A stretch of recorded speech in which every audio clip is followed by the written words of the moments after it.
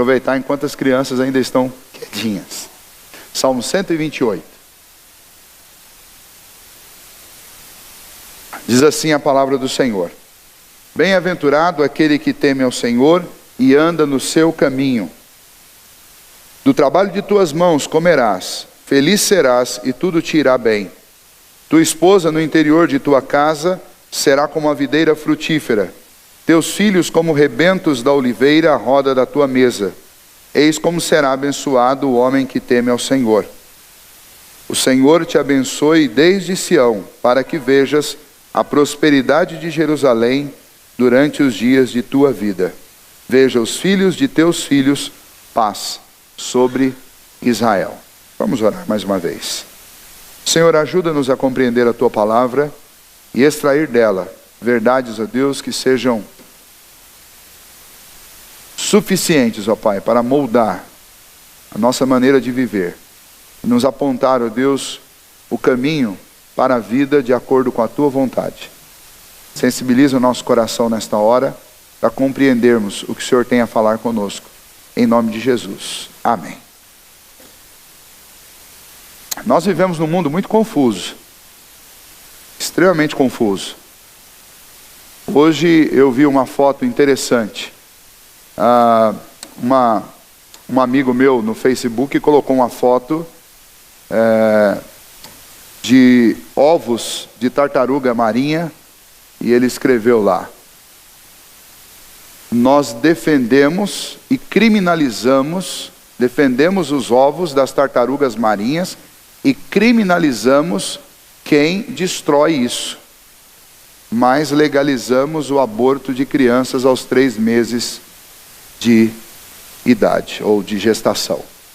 Nosso mundo realmente é um mundo estranho, é um mundo onde você encontra as maiores autoridades defendendo animais, mas autorizando o assassinato de crianças. É um mundo estranho esse, muito estranho. E nesse mundo, muitas pessoas, elas não sabem muito bem o que fazer para ter segurança, ou até mesmo para encontrar algum contentamento, alguma alegria neste mundo. Nas 2 últimas semanas nós tivemos aqui 2 cultos com formandos de 9º ano e de 3º ano do colegial. E eu falei muito com eles sobre felicidade, sobre o que é a verdadeira felicidade. E num outro texto, mas esse texto também fala sobre felicidade. Aliás, o texto começa exatamente com esta palavra. O versículo 1 inicia com esta palavra, bem-aventurado. E esta palavra significa uma pessoa feliz. Mas não apenas feliz do ponto de vista seu. E nem muito menos do ponto de vista dos outros. Mas este feliz aqui, que está na Bíblia, é o feliz do ponto de vista de Deus. O nosso Criador, ele diz que nós somos felizes quando? E aí tem o restante deste capítulo de Salmos que diz quando é que nós realmente encontramos e quando é que nós podemos desfrutar de uma verdadeira felicidade. E por incrível que pareça, essa felicidade, ela pode ser desfrutada aqui, mas de maneira alguma essa felicidade, ela está ordenada ou está condicionada à fórmula como a nossa sociedade tem encarado a vida, que, como eu disse para vocês, é uma forma muito confusa. Como é que alguém pode realmente esperar que um dia vai ser feliz depois de procurar uma clínica e atentar contra a vida de uma criança que está em gestação? Será que essa pessoa vai conseguir dormir algum dia na vida a mais? Então, nós vivemos numa sociedade que legaliza coisas que vão roubar sua felicidade. Aliás, que vão impedir você de ter felicidade. Vocês que são mães, algumas estão segurando o bebê no colo. Nós não conseguimos nem imaginar alguma coisa tão hedionda como essa. E enquanto o nosso país autoriza que isso seja feito legalmente, algumas pessoas, como vocês, que ainda têm um pingo de temor a Deus e que ainda têm uma expectativa de ter uma vida feliz, estão na contramão. E eu fico muito contente por cada uma de vocês que estão aqui nesta noite, porque o fato de vocês estarem aqui significa que vocês não se deixaram levar por aquilo que a nossa sociedade tem proposto como como um caminho para a vida, como um modo de viver. E eu gostaria de falar com vocês nessa noite exatamente sobre algo que vai na contramão do que a nossa sociedade está oferecendo. A nossa sociedade, desde a cultura, a ética e até mesmo, como eu acabei de citar, as próprias leis, estão se amoldando a uma forma de pensar que, comparado com a Bíblia, é uma forma de pensar louca.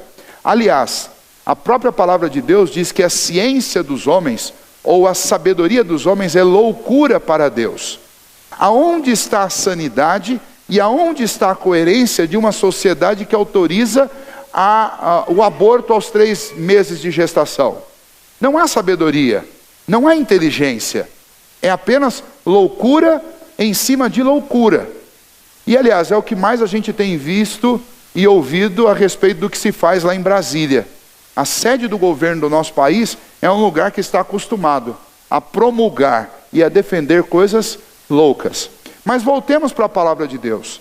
A palavra de Deus oferece um caminho completamente diferente do caminho que é oferecido por Brasília, do caminho que é oferecido pela mídia, pela televisão, do caminho que é oferecido pela internet, do caminho que é oferecido pelas suas amigas, pelos seus amigos, que estão amoldados à cultura do seu tempo. A Bíblia oferece algo diferente. Nós consideramos a palavra de Deus como uma verdade absoluta, uma verdade que é uma plataforma que dá sustentação para a vida, porque aquilo que a Bíblia ensina, ela não ensina desde um mês atrás, nem desde a última década. A Bíblia ensina verdades como essas que nós acabamos de ler, desde há milhares de anos atrás. Essas verdades todas, elas foram inspiradas pelo Deus que existe antes que esse mundo existisse.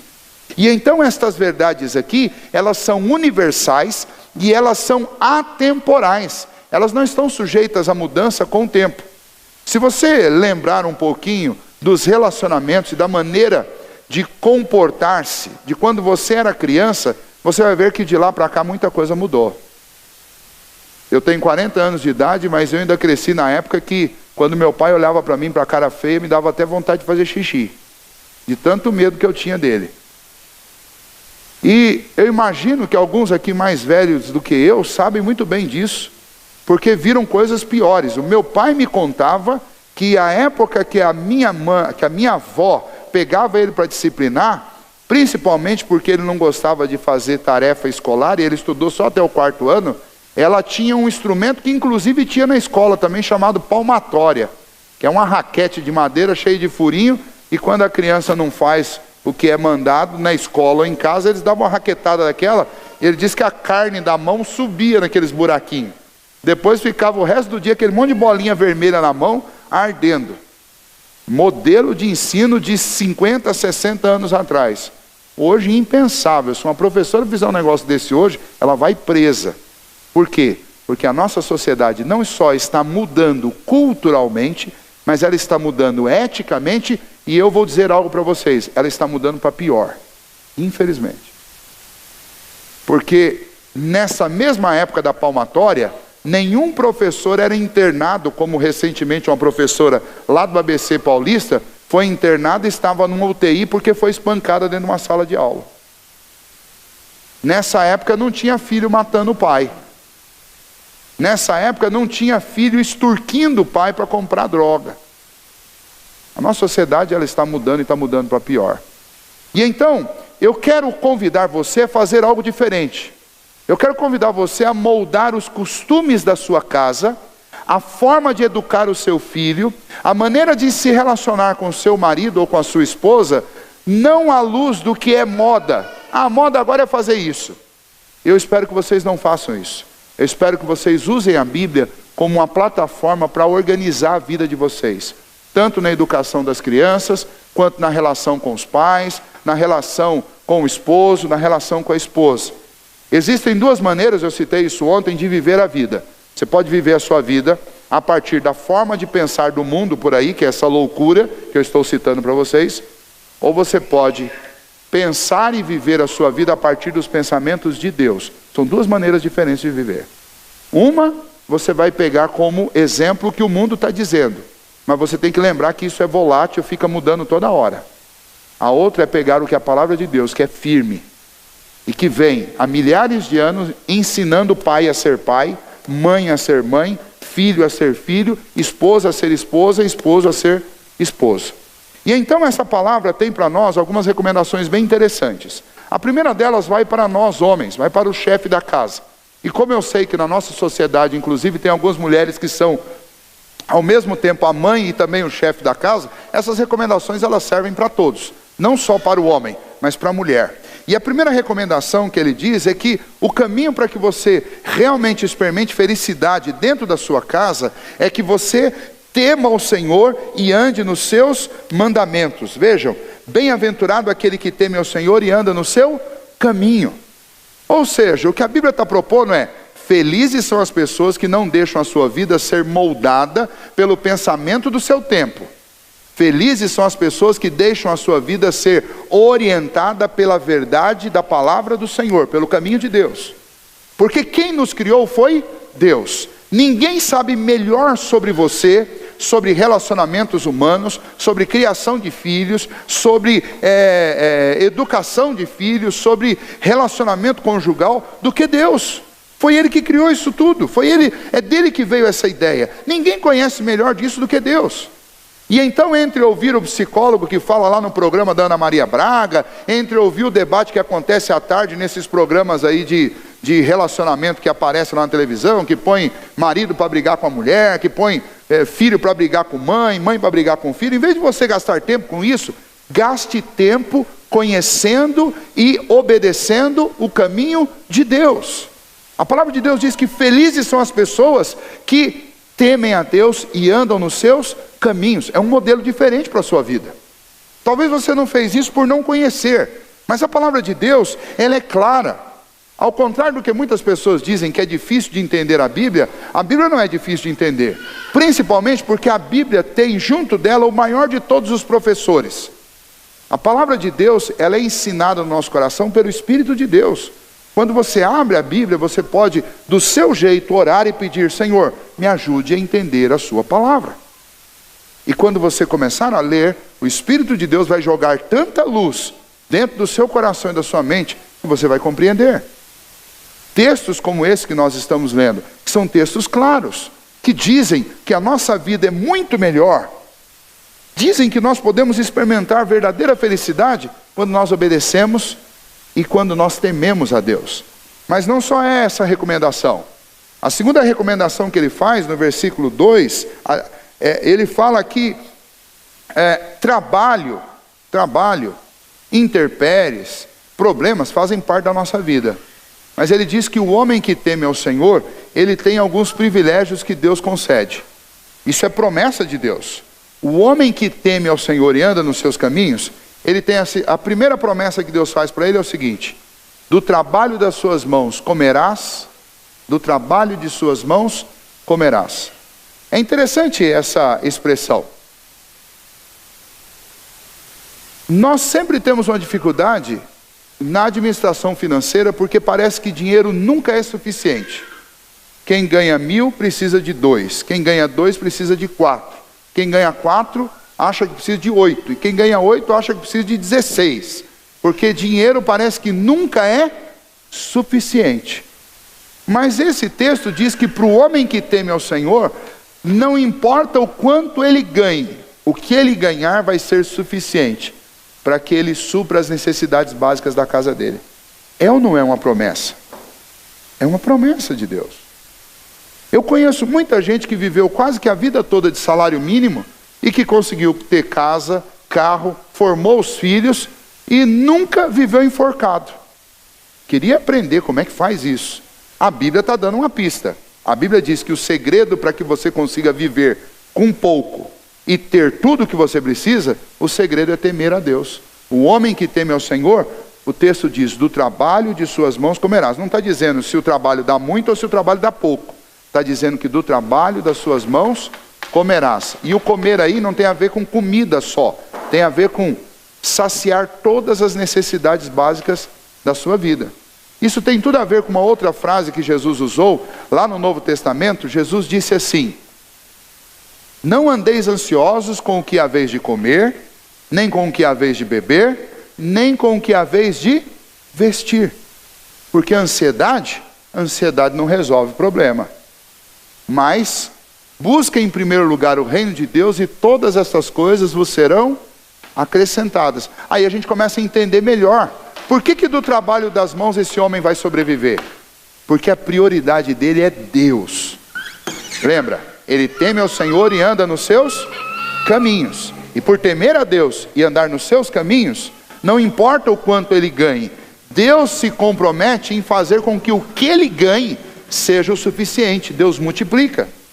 Do mesmo jeito que tem pessoas que ganham muito, mas não temem a Deus e o dinheiro vira fumaça na mão, desaparece.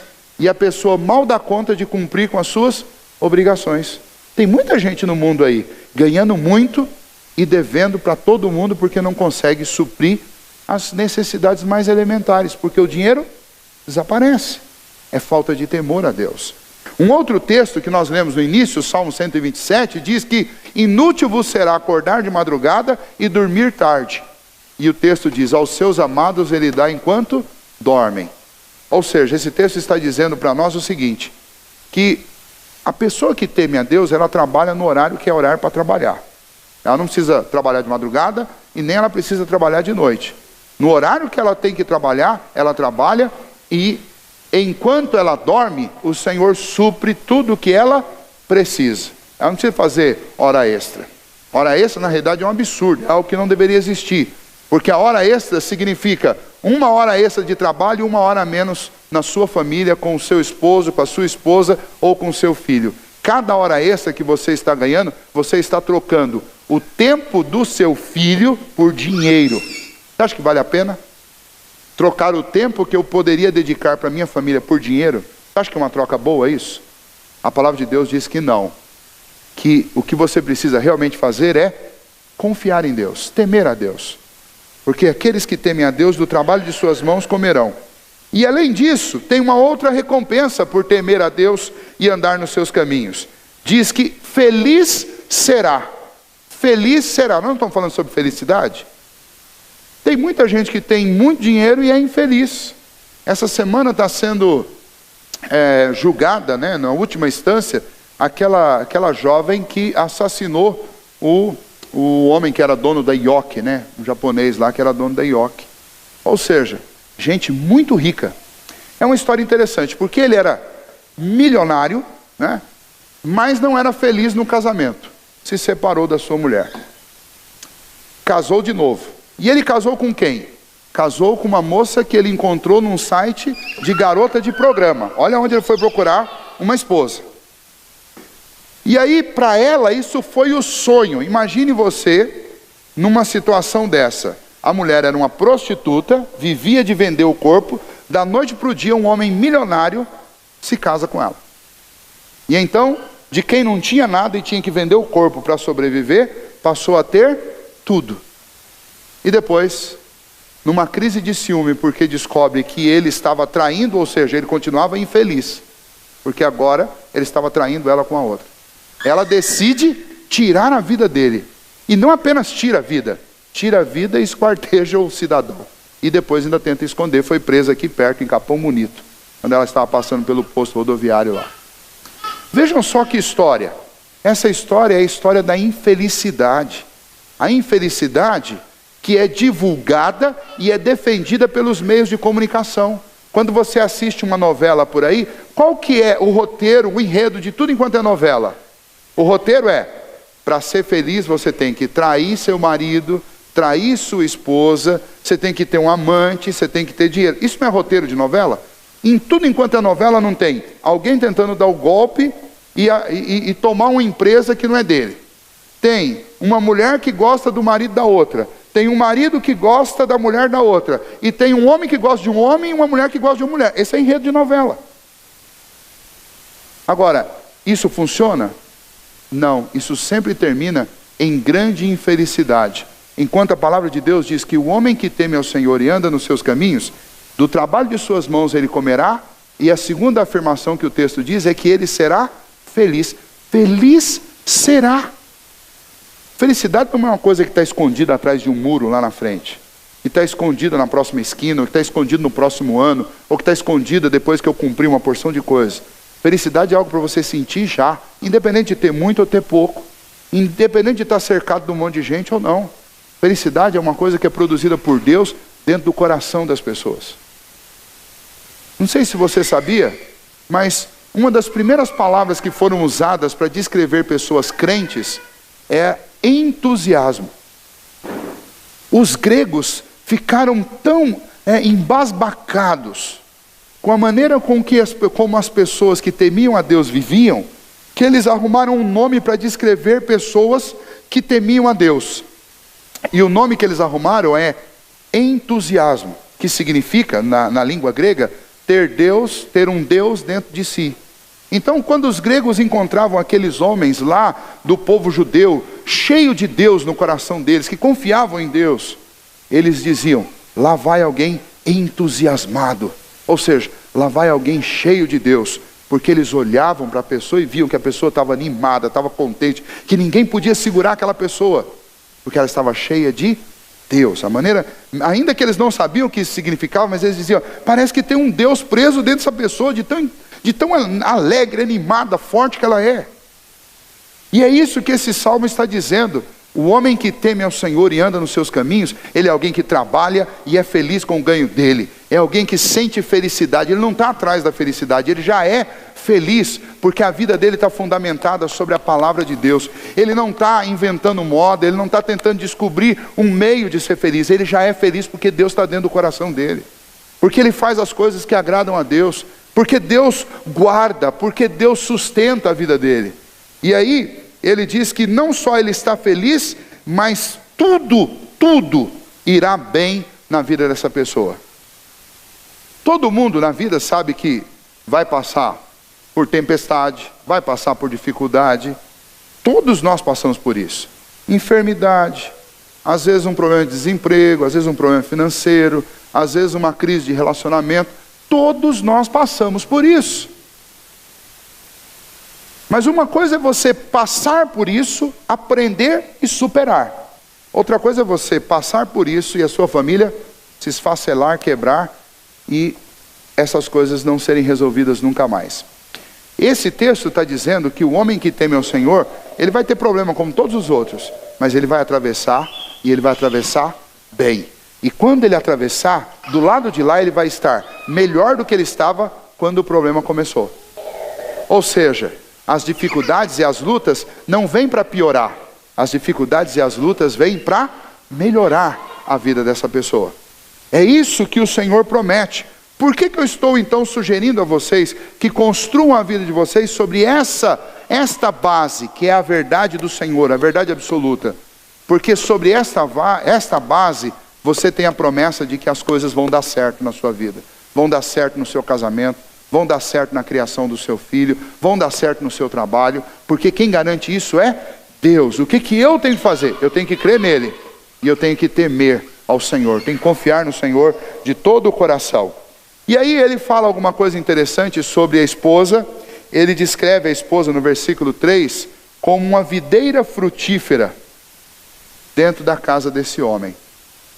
O que esse texto significa? O que essa expressão significa? Essa expressão está dizendo que em cada família existe um papel designado para cada um de nós. E o papel da mulher dentro de uma família é que a mulher é o depósito emocional da casa. É o centro do humor de uma família. A mulher é aquela que é a fonte de vida e de vigor para os filhos e para o esposo. Então, o que acontece? O esposo, depois de um dia de trabalho cansado, ou os filhos exaustos com a escola, quando eles chegam em casa, dentro da casa deles, eles encontram uma árvore viçosa, uma videira. Eu já morei no interior, já morei em sítio. E uma das coisas mais gostosas de se morar em sítio é quando chega no momento que tem um sol muito forte, e você encontra uma árvore com uma sombra frondosa, e você chega debaixo daquela árvore e você se sente refrigerado. E daí você olha para as folhas e além de tudo ainda tem frutinha lá ainda. Então é um momento de descanso, e é um momento de refrigério, e é um momento de fortalecimento, porque você se alimenta disso. É interessante que os judeus usavam esta imagem para descrever a figura da mulher. E vocês, mulheres, não podem perder, porque é um grande privilégio a Bíblia descrever vocês assim. Vocês são o depósito emocional da casa. Vocês são esta joia preciosa dentro da família de cada um, que é o lugar onde os filhos vão buscar força, vão buscar refrigério, vão buscar alimento. Isso é muito bom. Se o homem é aquele que vai para fora, que vai para o trabalho, que vai buscar recurso, que vai defender a casa, a mulher é aquela que vai encher esse homem de ânimo, de alegria, de refrigério, para que ele consiga fazer isso. Eu sei que muitas de vocês trabalham fora, mas o fato de trabalhar fora não significa que você perdeu o seu papel. Significa que ficou mais difícil para você. Mas eu sei que vocês dão conta.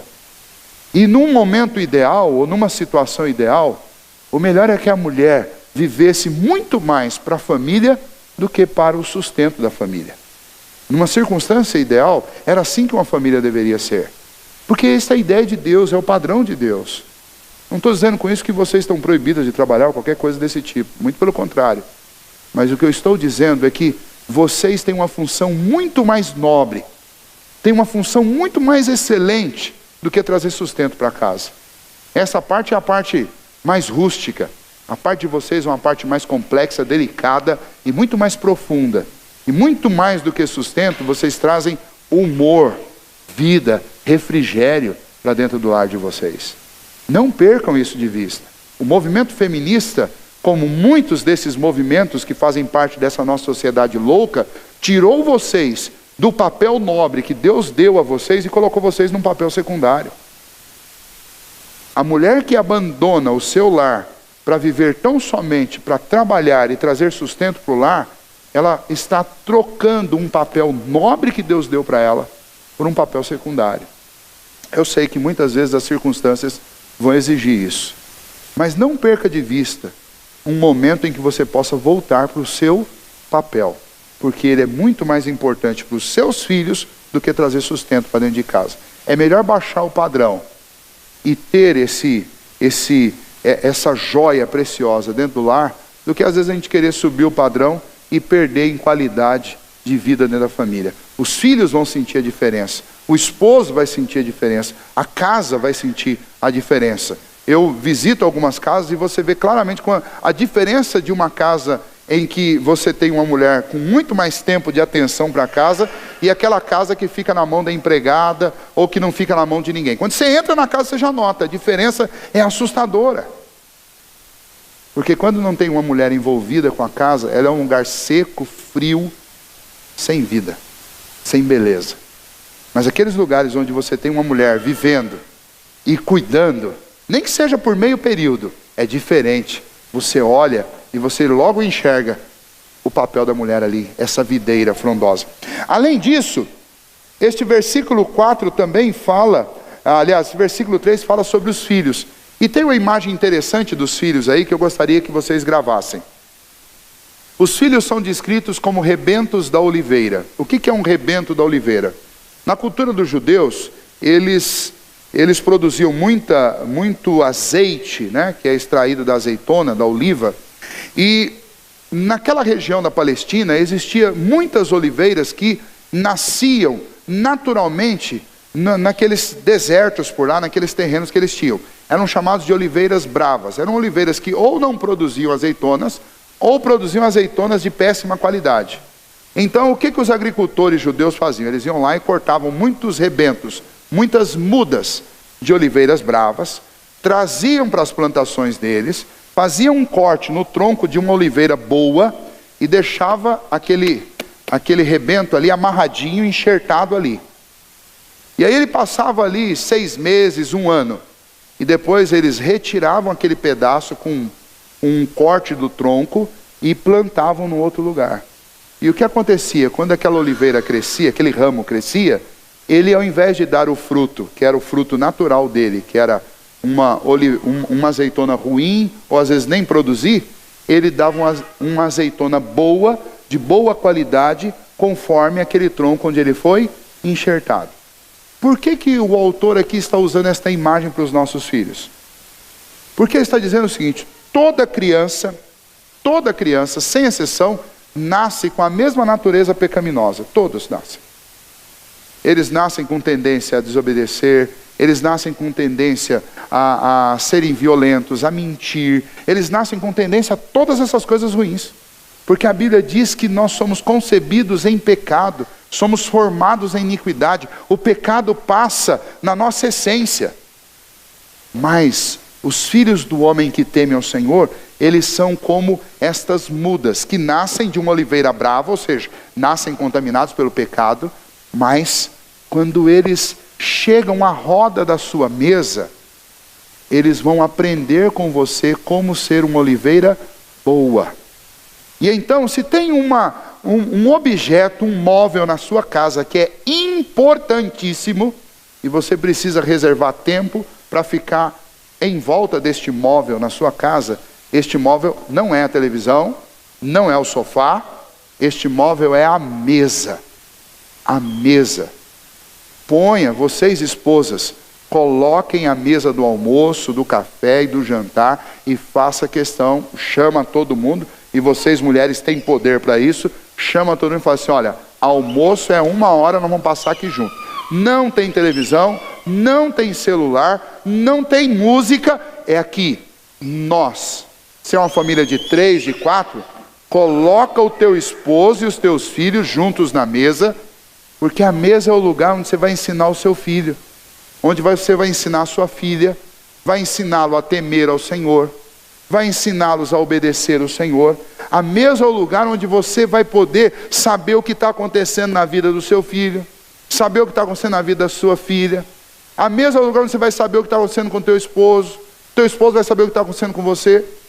A mesa é o lugar onde nós vamos repartir princípios e valores. O problema é que hoje em dia, a gente não senta mais em volta da mesa, a gente senta na frente da televisão.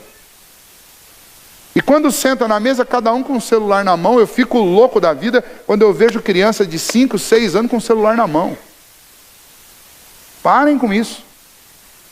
Meu filho tem 12, é uma briga violenta lá em casa porque ele não tem celular ainda. E aqui na igreja eu recebo pressão de todo mundo, porque volta e meia chegam para mim, ô pastor, está na hora de dar um celular para esse menino.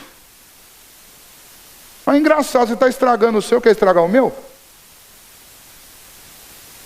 Tudo tem seu tempo. Eu sou pai e eu sei se ele tem competência para ter ou não. E você que é mãe, você precisa bater nessa tecla.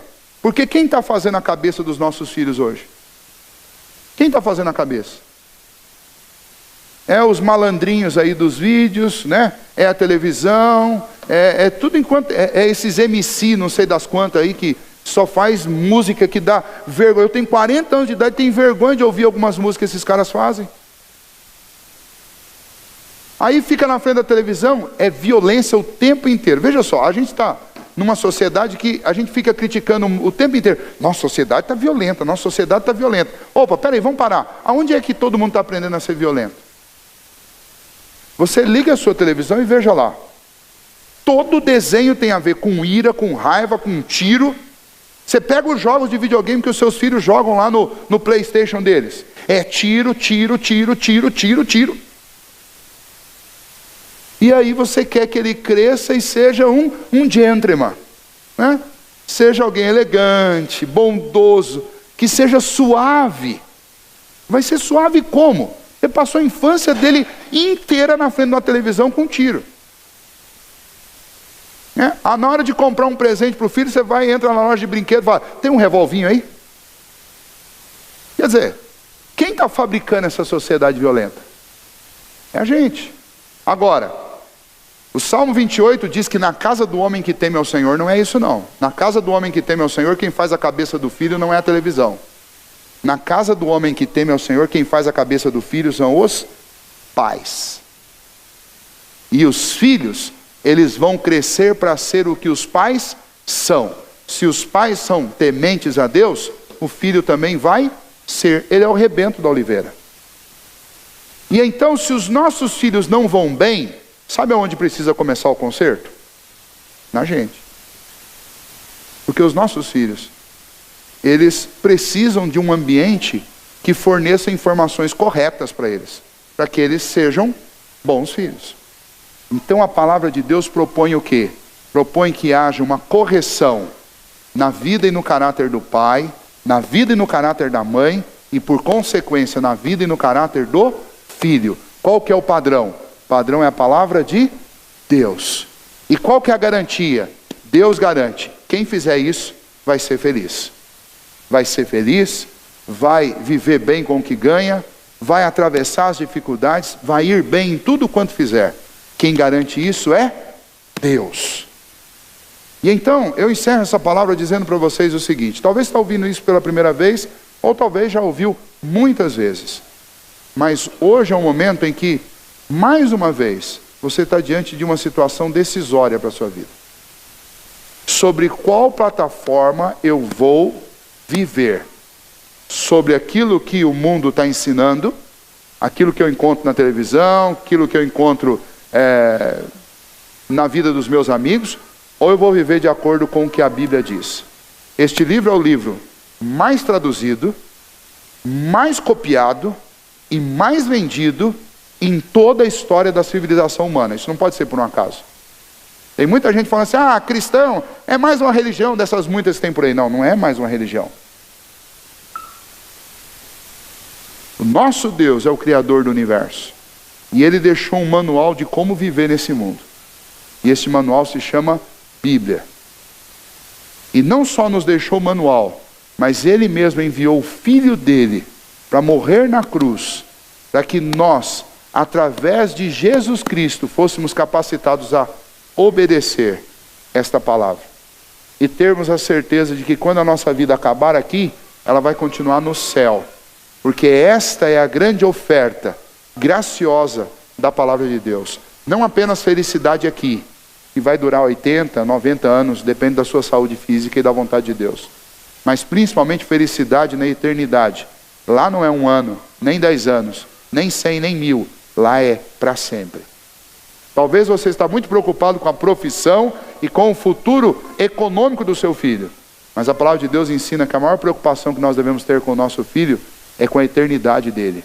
E não com esses poucos anos que nós vamos viver aqui. Com a eternidade dele. Eu fiquei pensando sobre a vida de cada um daqueles jovens que morreram na segunda-feira. Pensando sobre cada um deles. Alguns deles eu sei que eram cristãos. Outros eu não sei. Mas eu sei que muitos morreram na flor da idade. A pergunta é: aqui eles estavam com um futuro promissor. Mas a pergunta é: como que estava o futuro deles na eternidade? Qual era o rumo que eles tomaram para a vida deles? Se o rumo foi o rumo apontado pela palavra de Deus, no dia que aquele avião caiu, eles voaram para a glória celeste. Mas se o rumo que eles deram para a vida deles foi o rumo apontado pelo mundo, infelizmente, o problema do avião foi o menor de todos os problemas. Porque os problemas graves eles vão começar a enfrentar agora. Porque a Bíblia afirma que depois que nós morremos, só existem 2 lugares possíveis: céu, onde há gozo eterno, ou inferno, onde há tormento eterno. Se preocupar com a vida financeira do filho aqui é de menor, perto da preocupação em relação à eternidade. Eu não quero apenas que o meu filho viva bem durante 40, 80, 90 anos. Eu quero que o meu filho viva bem por toda a eternidade. Por isso eu preciso ensinar para ele o caminho para esta eternidade boa. Que Deus abençoe vocês.